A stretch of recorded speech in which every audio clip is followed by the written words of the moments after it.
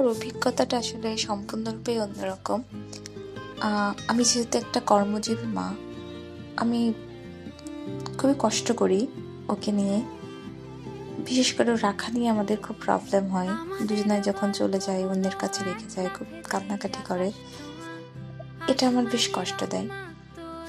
একটা কথা যে আমি খুব চেয়েছিলাম যে 29শে ফেব্রুয়ারি ও হোক, আমার ডেটও সেটাই দিল, 29শে ফেব্রুয়ারি, কিন্তু ও পৃথিবীতে আসলো 19শে ফেব্রুয়ারি। এই নিয়ে আমার একটু মন খারাপ হতো। আর আমি সবসময় চাইতাম যখন ও পেটে ছিল যে আমি একটা ফুটফুটি পুত্র সন্তানের বাবা হব। পরে আমার কুড়িজুড়ে আসলো তো এক রাজকন্যা। এখন তোকে পেয়ে আমি খুব খুশি। আমি তো বললো আমার ঘরের লক্ষ্মী। ওর সাথে আমার সবকিছুই পরিবর্তন হয়েছে। আর ব্রতর বাবা তোকে পেয়ে খুবই খুশি, সে তো খুবই বাবা ভক্ত।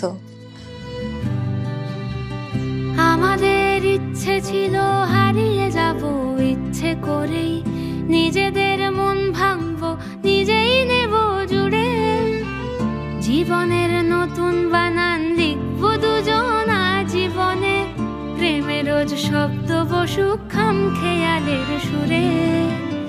আমাদের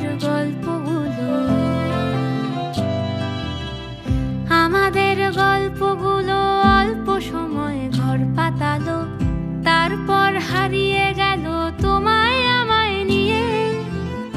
আগে যদি বুঝতো তারা মনের নদীর তল পাবে না, বেহায়া মুখ পোড়াতো অন্য কোথাও গিয়ে, বেহায়া মুখ